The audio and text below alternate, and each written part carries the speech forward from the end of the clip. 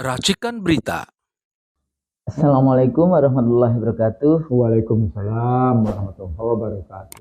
Alhamdulillah kita bisa berdialog lagi nih dengan Bang Nursi. Ya. Gimana puasanya? Alhamdulillah. Insyaallah. Masya Allah. Alhamdulillah. Yang penting itu karena kan kita selalu berdoanya fid dunya hasanah wa bil akhirati hasanah wa qina adzabannar. Penting ini ya kalau mengingat sudah semakin sepuh itu salah satunya apa? Iya. Bagaimana membayangkan malam pertama di alam kubur. Bang Lucy kenal dengan Masya Allah. Peter Sumarioto? Kenal dong. Meninggal. Innalillahi wa inna ilaihi raji'un. Tapi meninggalnya alhamdulillah menjadi Muhammad Peter Sumarioto. Oh iya? Jadi mu'alaf. Teman kita waktu itu, Iya. Peter adalah ketua dewan. meninggal? Iya, seminggu yang lalu. Saya nggak dapat kabar tuh. Aku lupa nggak ngasih. Oke. Nah, pemirsa IC Dari Show, dan ini cukup banyak ini, dan teman-teman dari beberapa YouTube yang hadir di sini, kita bahas nih kalau calon paslon presiden untuk pemilu presiden kemarin 2024 hari pertama, katanya sehari sebelumnya aja sudah bikin undangan untuk deklarasi, sehingga jam 4 sudah deklarasi kayak gitu ya di Senayan. Itu waktu itu sore kan, deklarasi. Terus kemudian setelah deklarasi dan beberapa pidatonya sudah statement bahwa I will be inaugurate on the 20th of October. Di mana itu ya? Pakai bahasa Inggris soalnya statementnya. Nah, jadi mereka juga sudah siap-siap, agaknya tidak terlalu peduli dengan apakah mendapatkan kekuasaannya itu dengan dimuliakan oleh Allah atau sebetulnya dihinakan kayak gitu ya. Nggak terlalu peduli kayak gitu. The show must go on. Nah, salah satunya yang mereka sekarang gutak-gatik gitu ya, gutak-gatiknya itu mempersiapkan kabinet gitu kan. Siapa yang akan mendapatkan posisi-posisi kabinet? Apakah nanti ini bentukan kabinetnya adalah kabinet second kabinet gitu, ataukah nanti kabinetnya seperti apa, atau bahkan sampai kepada omnipoten ya kabinet di dalam konteks itu. Cuma bisa dibayangkan lah bagaimana negara, bahkan yang sudah mempersiapkan itu foto-foto juga sudah persiapkan. Berbagai isu tentang sejumlah orang jadi menteri sudah beredar. Sejumlah orang udah lama itu ya, udah waktu pengumuman itu sudah langsung siapa yang akan mendapatkan apa. Karena inilah politisi kita ini berpikirnya selalu who got when, what and how kayak gitu ya. Jadi semuanya siapa mendapatkan apa, kapan dan bagaimana ini. Jadi nggak peduli dengan apakah prinsip dari pemilunya jujur, prinsip hasil dari pemilunya dengan cara jujur yang kemudian nanti bisa meningkatkan legitimasi di dalam pembentukan pemerintahan, ataukah dengan cara yang sekarang banyak sekali yang namanya tuntutan-tuntutan dari Sabang sampai Merauke ya. Sebetulnya tidak cuma sekedar di Jakarta saja, sudah di daerah-daerah juga demikian. Sementara pekerja pemilu juga belum selesai sebetulnya, masih di kabupaten kota sekarang ini. Nah, jadi Bang, kira-kira kalau kita mau membahas tentang positioning gitu ya, posisi-posisi siapa yang akan mendapatkan apa, siapa yang akan mendapatkan hadiah karena sudah mendukung kayak gitu kan, sudah apakah dukungan dalam bentuk karena dia memberikan suara, ataukah dukungan karena dia menjadi buzzer, ataukah dukungan karena menjadi bandarnya kayak gitu kan. Ada banyak kan sebetulnya relasi kuasanya di dalam konteks itu. Nah, kita kira-kira model kabinetnya akan seperti apa, dan kira-kira leadership apa ini yang namanya duo paslon yang between quote sudah deklarasi menang ini, kira-kira akan mengarah Indonesia ini akan dibawa kemana? Oke. Ya karena pertanyaannya where we heading to? Ya karena akhirnya kan ke sana. Where we heading to? Ya.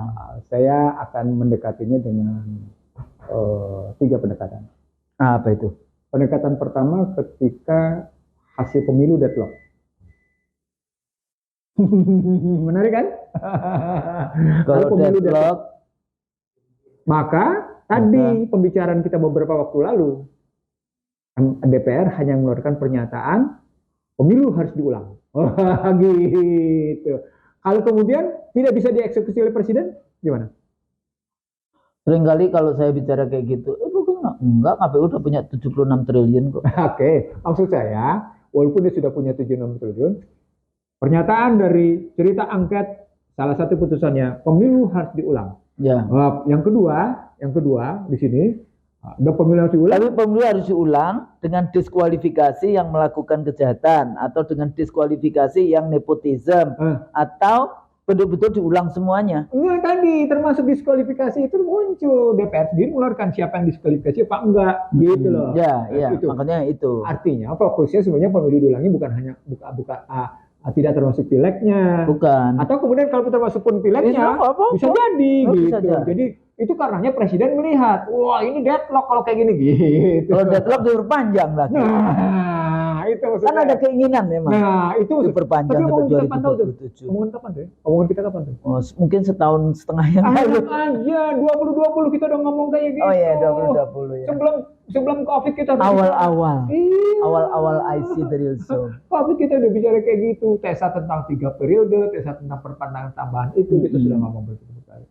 Nah, itu tesis pertama. Tesis pertama, angket menyatakan pemilu diulang dengan mendiskualifikasikan sekaligus pelanggar atau katakan pelaku kriminal pemilu disingkirkan. Penjarakan. Itu maksud saya. Ya, jangan dianggap biasa-biasa saja kalau sampai kemudian kesalahannya itu terstruktur sistemik masif, penggunaan anggaran negara yang nggak ada undang-undangnya. Ya, banyak sekali sih sebetulnya. Itu artinya dibutuhkan satu leadership yang begitu punya nyali, visi, sekaligus kejujuran dan keadilan. Nah, tapi kemudian soal kejujuran dan keadilan nggak peduli. Yang penting kau punya nyali. Maka deadlock itu teratasi dengan berbagai tindakan. Itu di situ saya melihatnya konstitusi atau Undang-Undang Dasar 2002 tidak punya jalan keluar. Nggak ada.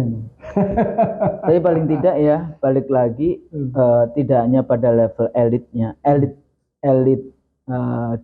Jadi kalau parlemen, elit politiknya, sekarang kan kekuatan civil society, tokoh-tokoh kampus, tokoh-tokoh ini kan juga semua juga turun gitu ya. Sebagian besar tentu saja. Persoalan pokoknya mereka bicaranya menyelamatkan demokrasi, bukan menyelamatkan bangsa. Enggak. No. Beda lah. Ujung-ujungnya juga tetap membahas. Ini kan urusan isu per isu. Jadi setiap kali isunya. Kata kuncinya adalah, apakah memang dengan menyelamatkan demokrasi terus kemudian menyelamatkan bangsa? Kan itu pertanyaannya. Iya. Saya pakai tesis usul nih. Bahwa demokrasi adalah saya pakai tesis usul. Demokrasi adalah tools of capitalism. Iya kan, liberalism. Iya. Makanya saya perangnya kan kemarin saya juga ngomong di gerakan gerakan penegakan kedaulatan rakyat. Itu kan saya ngomong perangnya salah satunya. Kita tidak cuma melawan yang namanya hari ini kejahatan pemilu, tapi kita melawan hegemoni global. Itu tadi.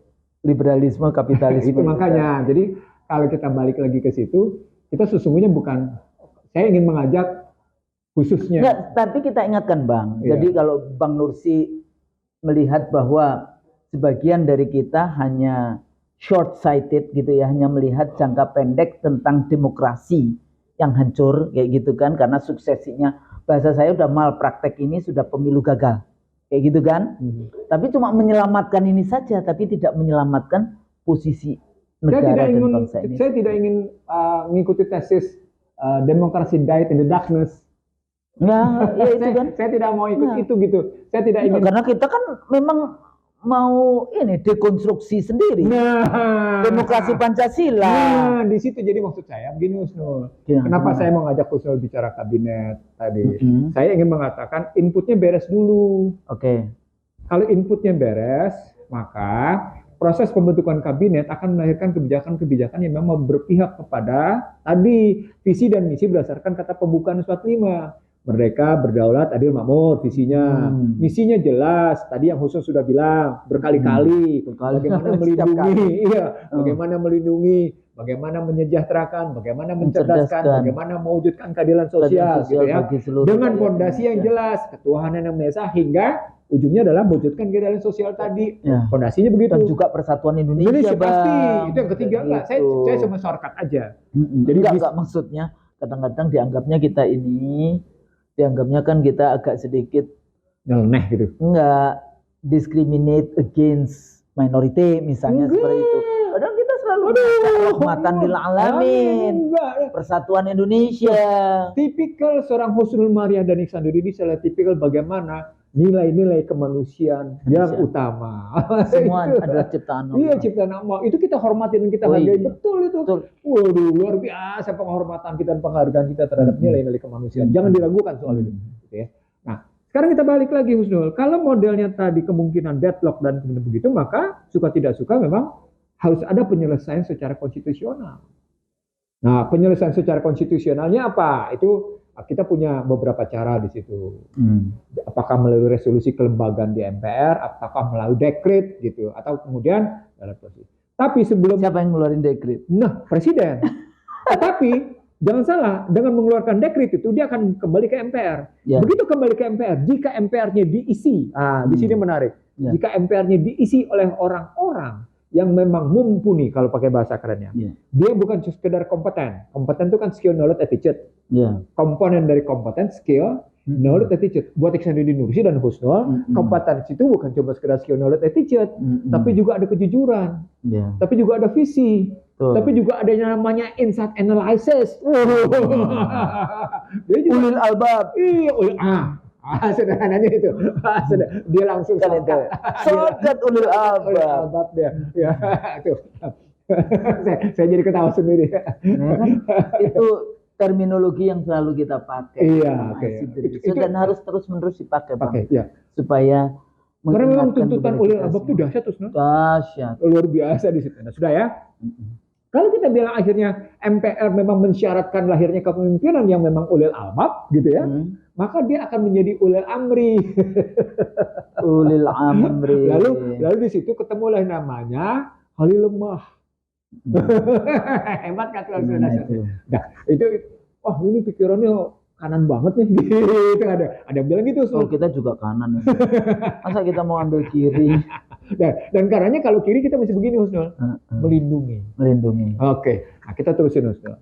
Kalau kondisi begitu maka kita ambil alternatif yang kedua. Alternatif kedua adalah seperti yang digaungkan oleh banyak pihak. Sudahlah, dalam pemilu itu biasa menang, biasa kalah itu biasa-biasa aja. Walaupun kemudian basisnya kecurangan. Means artinya Anda menerima kecurangan. Bukan sekedar menerima. Anda menganggap kecurangan sebagai tadi yang sudah bilang soal biasa. Ini bahaya. Permissiveness dia. Dan nanti gimana generasi-generasi berikutnya? Itu problematik. Ini sejarah yang kita wariskan pada bangsa ini apa? Nilai-nilai yang salah. Nilai-nilai yang salah. Kalau nilainya sudah nggak ada, siapa yang cares dengan bangsa ini? Masih eksis nggak nanti? Itu yang sesungguhnya terjadi dalam pandangan saya ketika saya bilang siapapun presidennya, neoliberal penguasanya. Ingat nggak kita bicara ultra neoliberal? Ingat nggak kita bicara tentang ultra modern slavery system? Itu semua karena sistem politiknya begitu, Husnul. Jadi dalam sejarah dimanapun di dunia, ketika ada orang bilang nyatakan decoupling antara politik dan ekonomi, itu isakan jempol. Karena tidak pernah terpisah yang namanya politik dengan ekonomi. Pasti coupling. Pasti dia berdampingan, dia kapal. Dia pasti kapal. Satu keping mata uang. Iya, satu keping mata uang. Jadi ini? Iya, pasti begitu. Gitu. Nah, karena dia statusnya begitu, maka pertanyaan menjadi begini. Oke, kalau Anda menyatakan, kita ikut nih perandai-andaian yang Anda bangun. Bahwa orang membenarkan kecurangan. Sudahlah, soal kalah menang biasa dalam demokrasi, soal menang. Oke lah, kita ikut sama Anda. Artinya Anda sudah membenarkan kecurangan. Maka pertanyaannya, kabinet apa yang Anda bentuk? Kalau sementara tesis berangkatnya dari merampok suara rakyat. Dan itu berarti Anda sedang mensohehkan, mengenerating. Kalimatnya lebih keras nih. Mengenerating. Ini liberal. Dahsyat kan? Mengenerasi. Mengenerate itu. liberalisme, neoliberalisme. Apa poinnya? Anda akan tertunduk totali pada one health, Anda akan tertunduk totali pada one digital currency. Artinya ujungnya Anda tutup pada tesis besar New World Order. Yang saya dengar itu juga memang begitu. Yang saya dengar juga begitu, karena ini yang Indonesia tidak bisa dipisahkan dari politik global. Ya, jadi restu dari, ya kayak kalau kita lihat misalnya di Middle East dulu di Aljazair ya, yang FIS menang, Prancis nggak setuju di Aljazair, terus apa yang terjadi di Mesir, Morsi, akhirnya Tunisia dan bagaimana Syria diganggu, bagaimana Kuba diberantakin. Jadi kekuatan New World Order itu dengan diksi ilmiah yang luar biasa. Bukan diksi ilmiah tuh. Ya, mereka menggunakan this look like a scientific. Saya ingetin juga dan pemirsa bahwa itu bukan diksi ilmiah gitu. Mereka menggunakan itu look like scientific. Look like seperti kata-kata dalam pemikiran Rousseau. Iya, Rousseau of economic growth, the manifesto of economic politics. Padahal itu adalah doktrin, manifesto, dokumen. Nah, jadi balik lagi Husnul, kalau kita ngambilnya begitu, dengan hasil kecurangan Anda terima, kabinetnya, ya mau tidak mau tadi kan saya bilang, kalau inputnya salah, intake-nya salah, prosesnya salah, outputnya, ya udah, outcome sama. Sudah. Bagaimana menyelesaikan? Nah, itu maksud saya. Jadi, kalau pakai pendekatan manajemen, visi, misi, kebijakan, ya betul. Sistem, struktur, baru person. Sistem dan struktur ini bicara tentang kabinet, tentang dengan dasar kebijakan mau ngambil apa. Kan tadi visi, misi, kebijakan. Lalu kemudian pada sistem dan struktur. Strukturnya kan tentang struktur kabinet, sistem kabinet. Kalau sistem kabinet yang dibangun oleh SBY berbeda dengan sistem kabinet yang diambil oleh Joko Widodo.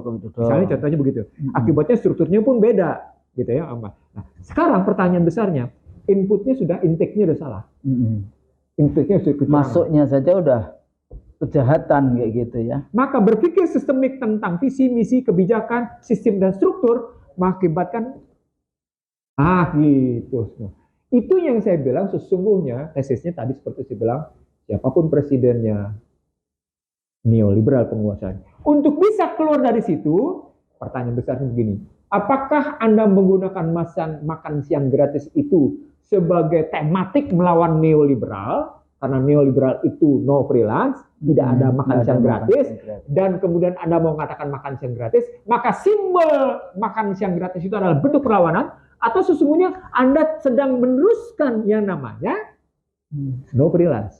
Kenapa? Karena Anda sudah tergopoh-gopoh menyatakan nanti makan siang gratisnya di 2029. Nah, setelah mau pemilu lagi, ya gitu kan? Gitu berantakan. Jadi balik lagi ke kebijakan yang cuma sekedar yang tadi itu menipu, kemudian dikasih lagi gula-gula karena mau pemilu lagi, kayak gitu kan. Nah, indikator ini membuktikan bahwa sejak 2004 sampai dengan 2004, pesa kampanye menggambarkan, ini saya pakai.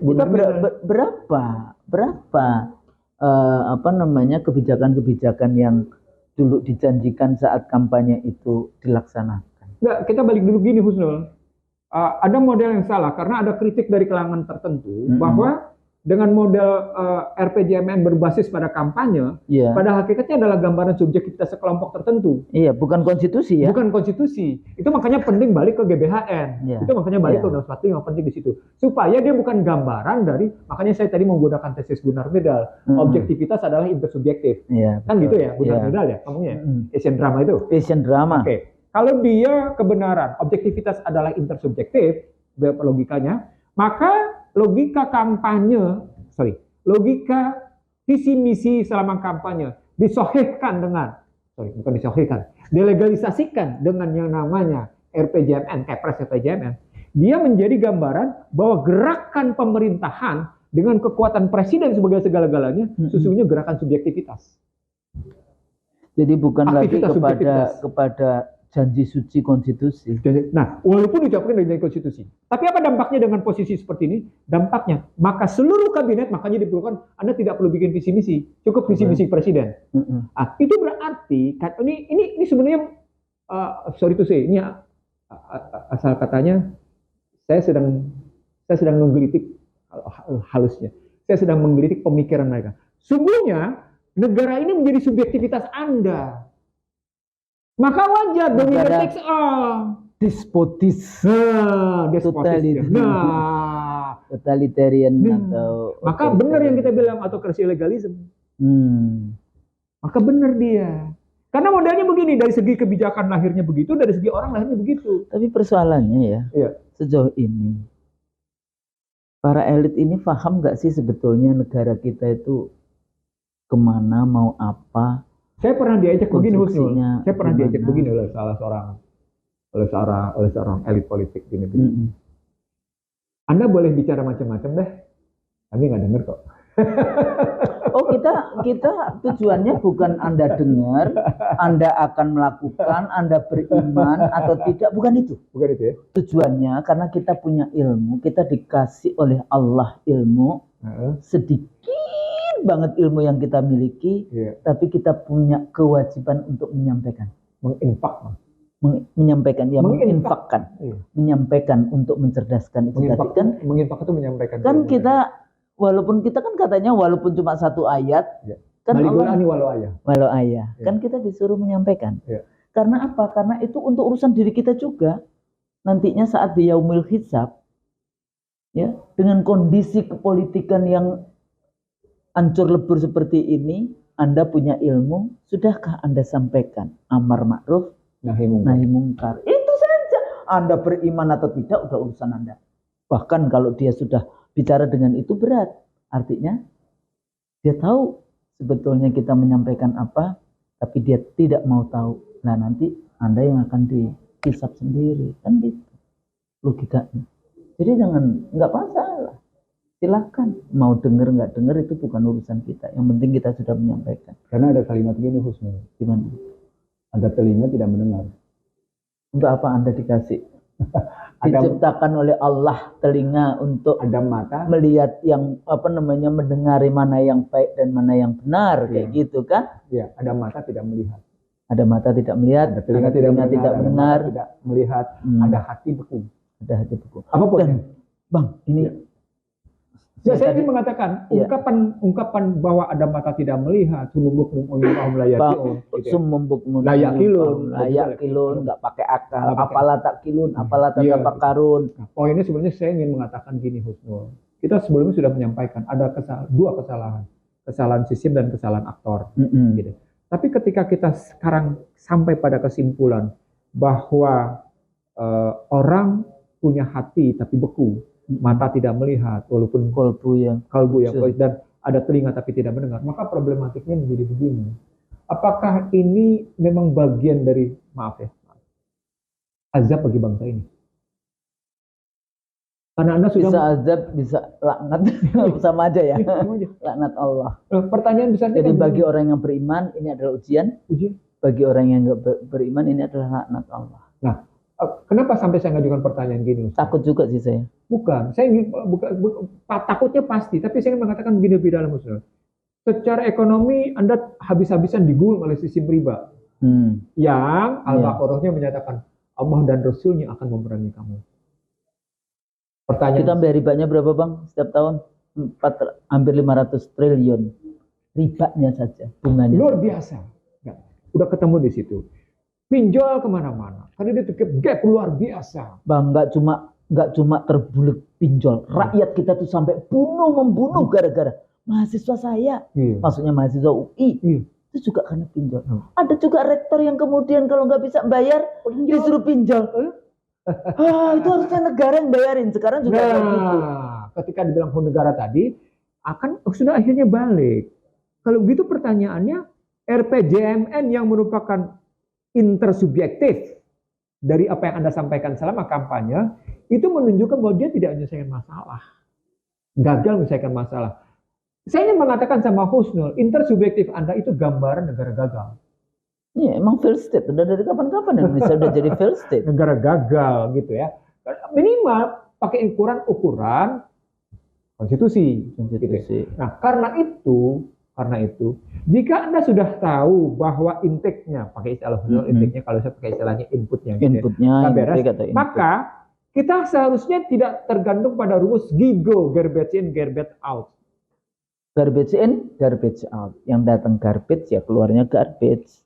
Mestinya kan kita bisa bilang good in, good out. Iya. GIGO juga. GIGO juga ya. Good in, good out. Jadi jelas gitu, masuk baik, keluar baik gitu loh. Nah, kalau kemudian kita percaya bahwa manusia itu punya kolbu, punya akal, punya pikiran, dan punya visi ke depan, maka walaupun masuknya salah, maka struktur di proses bisa memperbaiki dong. Nah, tapi Husnul udah kunci soal kepemimpinan. Maka baliknya lagi adalah jika kepemimpinan dan proses kehidupan bernegara lagi-lagi tidak menyelesaikan masalah, si pemilik kedaulatan rakyat yang sesungguhnya tergantung pada kedaulatan Allah, gitu ya. Si pemilik kedaulatan rakyat yang tergantung pada kedaulatan Allah berhak untuk melakukan apa di situ. Gitu. Memperbaikilah, mengambil kembali. Nah, artinya sebenarnya kita sudah sampai pada satu simpulan. Sistem ekonomi salah, sistem politik salah, dan sistem hukumnya sedang menjustifikasi kesalahan-kesalahan itu. Maka diperlukan sebuah tindakan besar. Nah, itu dimungkinkan Husnul jika, di sini menarik Husnul, jika kabinetnya dibentuk dari hasil kecurangan wailulil mutaffifin deh. Mudah-mudahan bukan dari situ, tapi kabinetnya yang memang memenuhi panggilan-panggilan tentang kebenaran dan kebaikan. Bisa. Yang Husnul bilang tadi, panggilan-panggilan yang amar ma'ruf nahi mungkar. Bisa. Maksudnya kalau makanya vicious circle. Kalau dalam bahasa Indonesianya seringkali diterjemahkan lingkaran setan. Ya. Bisa nggak lingkaran setan dipotong jadi lingkaran malaikat? Bisa, kayak gitu kan? Bisa. Ya tapi kan apakah setan-setannya di situ masih duduk di situ atau tidak? Setan-setannya. Itu kan vicious circle kan katanya lingkaran setan. Tapi saya nggak ngomongin manusianya lah ya. Ini baru perspektif konsep. Iya. Ya kan? Bagaimana lingkaran setan jadi lingkaran malaikat? Saya nggak bicara amal ibadah lagi, amal soleh lagi. Baru kemudian nanti balik lagi ke malaikat yang karena setan itu pada hakikatnya adalah manusia yang berperilaku iblis. Minal jinnati wan nas. Yang berperilaku iblis, yakni punya sikap serakah, sombong, menutupi kebenaran, gitu kan? Tukang tipu gitu. Nah, sekarang si manusianya itu tidak berperilaku seperti itu, tidak berperilaku seperti setan. Taubat. Kenapa? Karena dia ingat sumpah. Ya. Ingat sumpah. Jadi kalau pakai istilah Husnul, jadi kita doakan dapat hidayah, taubat yang semuanya bangsa ini supaya mendapatkan barokah dari Allah, dari langit maupun dari enggak yang saya mau ngajak Husnul sama IC dari pusing Bang ngelihat gini. Gimana? Jadi kabinetnya akan jadi kabinet apa kalau intiknya seperti itu? Kira-kira bagaimana memotongnya bahasa saya? Tuntutan rakyat apakah masih didengarkan atau yang tadi sumum bukmun umyum fahum la yaqilun? Kita nggak pakai akal. Ini kalau pakai rumus termodinamika, gitu ya? Iya betul. Tentang bagaimana satu kondisi panas, energi termis harus berubah menjadi energi mekanis, dan kemudian berubah menjadi sebuah dinamika gerak, gitu ya. Jadi energi dinamika gerak. Jadi begitu, maka sesungguhnya manusia kan punya hati, Husnul. Iya. Manusia punya Husnul. Husnul kan nggak mungkin nggak ada bisikan lembut di hati. Nggak mungkin nggak ada bisikan kebenaran di hati. Ada, tapi setannya juga kuat juga. Setan itu ya kalau yang levelnya ulama ya setannya lebih tinggi dibandingkan ulama. Setan lewat ini ya kan ada kolbu, ada fujur ya. Yang satunya yang hati nurani. Ya makanya harus ada amal soleh. Kalau maksiat terus, nyuri terus, korupsi terus, nepotisme terus. Bagaimana kemudian akan melaksanakan amanah konstitusi? Kan itu persoalannya. Jawabannya hal-hal yang kayak gitu berhadapan dengan peperangan besar. Ya. Apa peperangan besar itu, Husnul? Nafsu. Betul sekali. Baru pulang kan dari perang. Itu tadi masih belum besar. Ada yang lebih besar lagi perang. Hawa nafsu. Nah, kita nih ingat mati. Nah, kita berdua nih sebenarnya sejak awal ingin mengajak semua pihak memenangi peperangan besar itu. Iya, hawa nafsu itu. Kita sedang mengajak semua pihak memenangkan peperangan perang besar tadi. Dan tadi Husnul yang Husnul bilang bagaimana kita mengatasi wailul lil mutaffifin sama wailul mukadzibin. Iya. Bagaimana mengatasi penipuan-penipuan, bagaimana mengatasi false truth. Itu yang sesungguhnya. Untuk jadi maslahat bangsa ini. Betul. Jadi gitu kan? Kita tidak bicara tentang kabinet tentang orang, bukan. Tapi kita pendekatan kabinet jalur value-nya, jalur nilainya. Betul. Makanya tadi saya bilang visi, misi, kebijakan, sistem, struktur. Tidak masuk ke person, tidak masuk ke orang. Kan struktur berikutnya adalah yang ke-6 itu tentang person. Maka kita berhenti di struktur. Nah, struktur bicaranya pendekatan sistem. Nah, ternyata sistemnya amburadul. Kalau gitu kita masih punya harapan. Supaya kita tetap optimis ke depan. Kalau kita beragama nggak boleh ya. Kemudian kita putus asa nggak. Kita punya Allah. Kita terus-menerus berjuang. Betul. Ya, jadi kalau saya selalu katakan zaman Nabi Musa dan Nabi Harun melawan Fir'aun, Haman, dan Korun. Yang kuat siapa? Fir'aun kan. Yang menang Nabi Musa. Zaman Nabi Ibrahim lawan Namrud. Yang kuat Namrud, Raja Namrud kayak gitu ya. Tapi yang menang Nabi Ibrahim. Zaman Rasulullah melawan. Lebih dahsyat lagi. Iya, melawan para kaumnya sendiri, pamannya sendiri ya. Abu Lahab, Abu Jahal. Begitu kuatnya. Rasulullah nggak punya, bapak ibunya sudah nggak ada, kakeknya, pamannya sudah pergi kayak gitu ya. Tapi yang menang siapa? Rasulullah. Sehingga kalau Bang Nursi kan paling suka itu bukunya siapa yang Rasulullah ditaruh di nomor 1? Michael Hart. 100 tokoh. 100 ya? 100 tokoh dunia yang bisa mengubah menjadi peradaban Islam yang luar biasa. Saya ingin mengatakan pada pemirsa IC dari Sultan, khususnya kepada diri saya dan Husnul. Segala sesuatu dipergilirkan. Dan pergiliran itu kita berharap bukan melahirkan berujung pada kehinaan. Ya. Mestinya melahirkan kemuliaan Allah. Dan kalau Anda dimemekan dengan ditendang pantatnya pulang lo ke Solo, ke Solo, kan ada tuh meme kayak gitu. Ada meme kayak gitu, Usno. Iya. Ditendang pantatnya pulang lo ke Solo gitu. Itu kan penghinaan. Tapi kalau kita sudah tutup kolbunya kayak gitu ya. Nah, ada yang ya ini kan Jokowi dan pusat sudah sensitivitasnya. Itu menyangkut soal bagaimana sebuah sistem politik yang sesungguhnya harus membangun kepekaan terhadap suara masyarakat. Membangun kepekaan. Bukan sebuah sistem politik, bukan sebuah sistem pemerintahan, bukan sebuah sistem birokrasi yang justru memajalkan kolbu, yang justru memajalkan kepekaan kita terhadap penderitaan rakyat. Nah, sistem politik di Indonesia dengan sistem protokolernya, dengan sistem birokrasinya, gitu ya. Saya ulang nih, sistem politik kita dengan sistem protokoler dan sistem birokrasinya itu memajalkan kepekaan. Saya nggak bilang menumpulkan, memajalkan.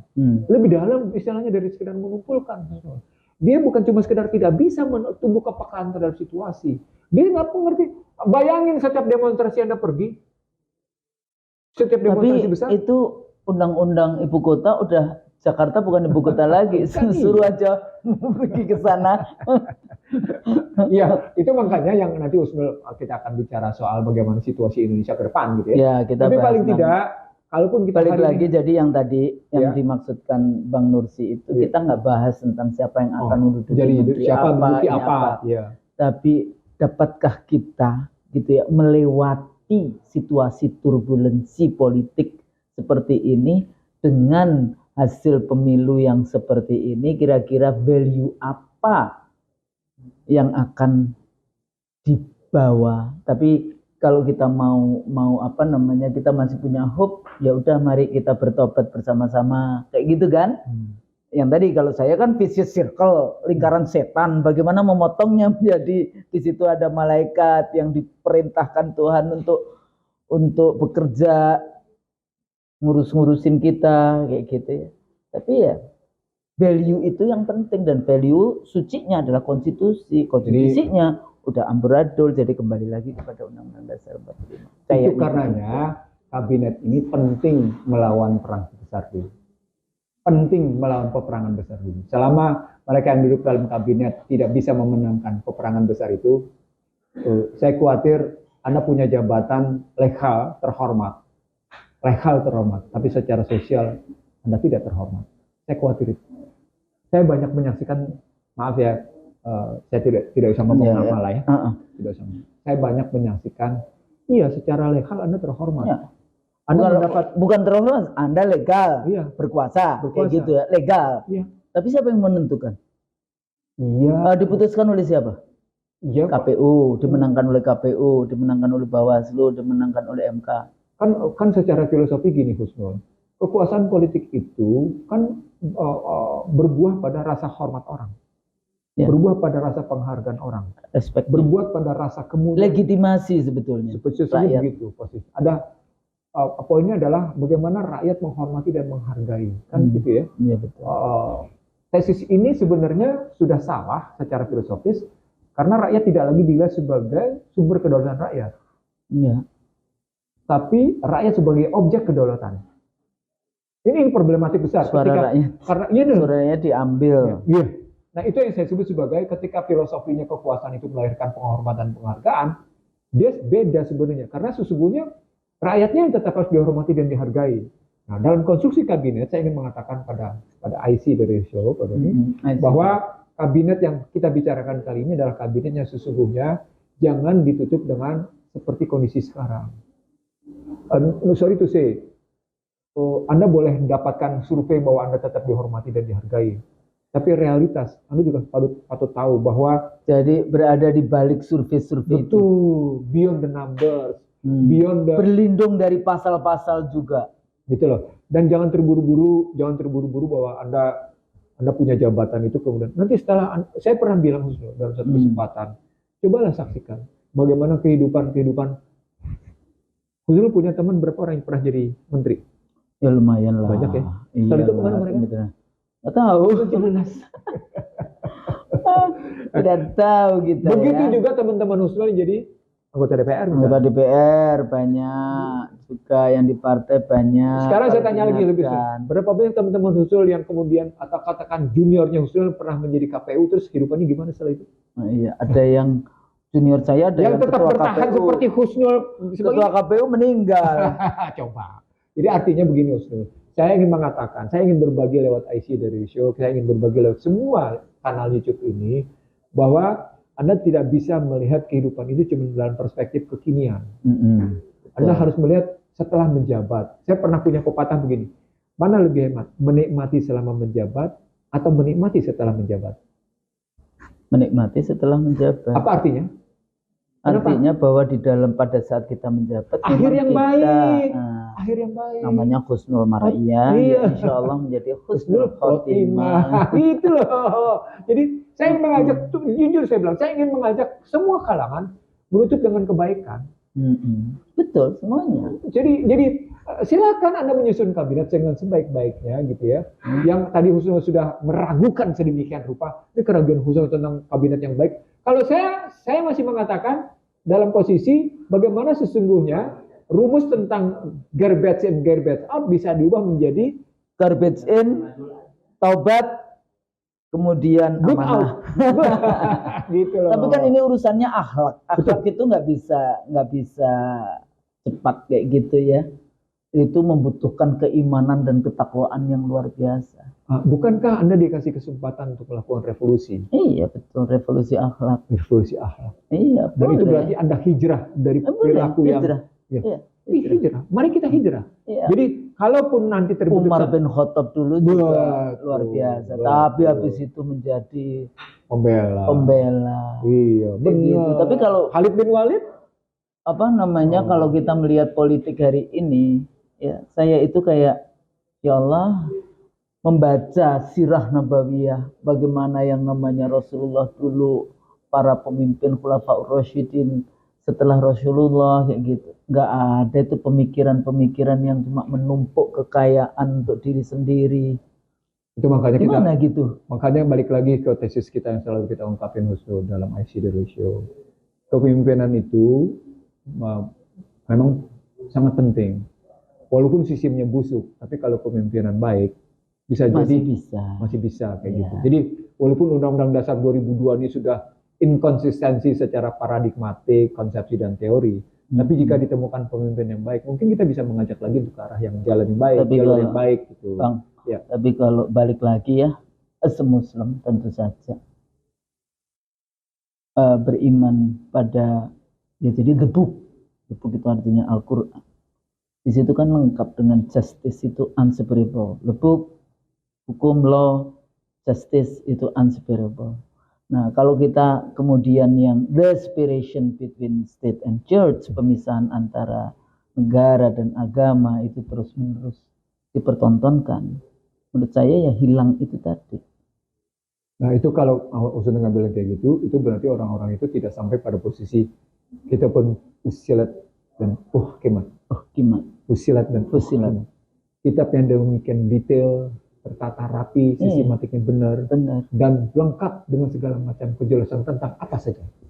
Itu ada di dalamnya. Ada. Makanya pemimpin itu harus punya track record keadilan. Iya. Dia memang pantas, Iya. dia mengerti, jadi agamanya bagus dan mengerti tentang bagaimana menyelesaikan masalah dunia. Nah itu di situ kalau menggunakan konstruksi kata pembukaan Undang-Undang 45 atas berkat rahmat Allah, maka pemimpin Indonesia bukan cuma sekedar seorang pemimpin berpengetahuan, bukan cuma seorang pemimpin yang punya visi dan misi yang hebat, tapi juga punya keimanan yang keimanan. Gak ada lain kecuali itu kok ternyata. Itulah karena dia akan melakukan apapun, dia ingat Allah melihatnya. Sehingga memang dia dengan didorongkan keinginan luhur menghantarkan bangsa ini menjadi sejahtera, menjadi cerdas, menjadi adil gitu loh. Iya. Karena didorongkan oleh keinginan luhurnya. Satu, beradab, kemanusiaan, menyelesaikan masalahnya dengan musyawarah, mufakat. Iya, gitu. Dengan kedaulatan rakyatnya juga, rakyat juga diperhatikan. Jadi kita tidak, sebetulnya kita para pendiri bangsa kita dulu itu luar biasa. Hebat itu, imannya itu yang hebat. Nah itu disebabkan oleh para pendiri bangsa itu betul-betul didorongkan oleh keinginan luhur. Mereka tidak bicara tentang kepentingan diri, keluarga dan kelompok atau partai. Sehingga mereka bisa melahirkan pemikiran-pemikiran yang jernih, pemikiran-pemikiran jauh melampaui generasinya. Saya menyebutnya tadinya cuma 3-4 generasi. Tapi setelah saya sakit, ini bisa sampai 5 generasi dia lampaui, hebat juga ya. Okay, cara berpikirnya luar biasa. Ini sudah 75 tahun kan? Iya. Sudah 75. Iya. Iya kan sudah 75 tahun lebih sudah 78 79 nanti. 79 gitu kan? Okay. Kalau dia mendekat 79 kan sudah masuk generasi keempat deh. Iya. Generasi keempat. Dan dari segi pemikiran kita memang selalu menjadi korban dari sebuah pertarungan. Sorry itu sih. Pertarungan perang nilai, Ghazul Fikri. Jadi saya ingin mengatakan gini, kalau kabinet sadar bahwa Indonesia adalah ajang pertarungan peradaban, ajang pertarungan budaya, ajang pertarungan pemikiran. Tapi nanti ini kita yang akan kita bahas pada video berikutnya. Jadi Bang, balik lagi kabinet tadi ya kita mengharapkan ada leadership untuk menyelesaikan konflik vertikal, konflik horizontal yang terjadi hari ini. Nah, ini sebenarnya kita ngomong kayak gini untuk mengatakan kepada seluruh pemirsa atau para pemimpin yang menyaksikan kami di sini, gitu ya, para pemimpin bangsa yang menyaksikan kami atau siapapun Anda yang sedang menyaksikan, kami tidak berpretensi negatif. Kami tidak berpretensi selalu tentang kami justru kalau mau dibilang, kami ingin berbagi, kami ingin mengimpakkan ilmu kami, tanpa harus berpikir tentang jabatan apa yang akan kami terima. Jadi, kalaupun hari ini kami berpikir tentang kabinet, itu maka sebenarnya kabinet yang kami pikirkan adalah kabinet tadi, melaksanakan visi dan misi kata pembukaan. Sehingga dia betul-betul mewujudkan keadilan sosial, sehingga mewujudkan, ujungnya mewujudkan harkat martabat bangsa dalam pergaulan internasional. Bangsa dan negara ini sehingga mendapatkan ridho Allah gitu, baldatun thayyibatun wa rabbun ghafur. Dengan begitu kita dapat harkat martabat dalam pergaulan internasional. Tidak seperti sekarang. Harus bisa leher kita berdiri tegak. Betul. Nah, untuk bisa berdiri tegak ngapain? Berhenti hutang. Berhenti hutang. Nah, itu mungkin nggak kabinet itu kayak gitu. Akhirnya saya tidak tahu. Ya. Saya ingat. Karena bulan apa-apa di 2024 ini, wah kami sudah mencairkan utang sebanyak 16%. Kenapa ya kok jadi penguasa itu bangga dengan hutang itu? Nggak ngerti konsep hutang kali ya? Iya. Atau that's the way ideologi liberalisme materialismenya itu mengajarkan emang hidup dengan hutang. Mungkin Untuk ini mungkin mereka merasa bahwa stabilitas. bukan pemikiran tentang PDB yang basis investasinya dari utang luar negeri atau investasi asing sebagai sebuah kebenaran mutlak. Iya. Jadilah kemudian 7E tidak ada masalah. Itulah. Ya, jadi itu saya selalu ngomong jangan come to invest in my country itu kan. Iya. Padahal itu adalah 7I. Iya, 7I. Berujung pada instability. Nah, itu bisa dirasakan sekarang. Iya. Bisa dirasakan. Saya kira gitu. Oke. Terima kasih ya. Bang Nursi. Jadi itu pemirsa, mudah-mudahan apa yang kita bahas hari ini memberikan hints kepada siapapun ya. Jadi kita memang sedang bermimpi second kabinet. Nah, second kabinet. Yang kemudian bertobat dulu baru kemudian melaksanakan amanah konstitusi kayak gitu ya, melaksanakan amanah konstitusi termasuk kembali kepada Undang-Undang Dasar 45 barangkali ya. Saya pikir itu mudah-mudahan berguna. Kalau salah tentu saja minta maaf. Nasrun minallah wa fathun qarib. Wassalamualaikum warahmatullahi wabarakatuh.